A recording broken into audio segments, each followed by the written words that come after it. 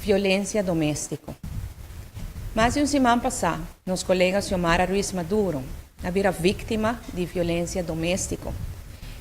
E essa aqui é algo que está sucedendo demasiado na rua, mas não está papia de dizer. É algo que está quase tabu, até agora tem mais quieto possível, por óbvio motivo, não. Mas é algo também que está causando impacto muito grande na pessoa que está agora abusar fisicamente, e uma e demais família. E me quer, é importante para nós para quieto, nem hecho que nada. Então nos corda viaja mais, que eu de nenhum gente tem para outro gente dar, não. Gente grande tampouco, casado tampouco.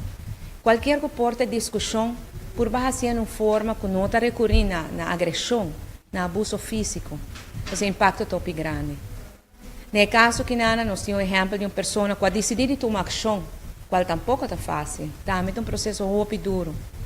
Nós temos instâncias que ajudam a essa aqui, nós temos fundação de mulher em dificuldade que sempre está lá para ajudar, que vou conhecer um gente que está passando numa situação que não ajuda com o conselho, e por tomar contato com a fundação, tem gente aí disponível constantemente que pode ajudar com o conselho, promete tomar qualquer decisão.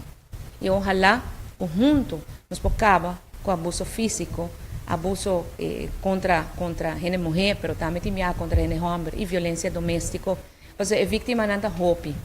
No caso de Xiomara é uma mulher forte. E ela surpassou isso aqui. Ela acompanha-nos um rato na clepcha bierna, roupa é bem salude, bem bracê. E mas é pouco tempo para ela vai estar pronto, firme e forte de maneira nos conhecer.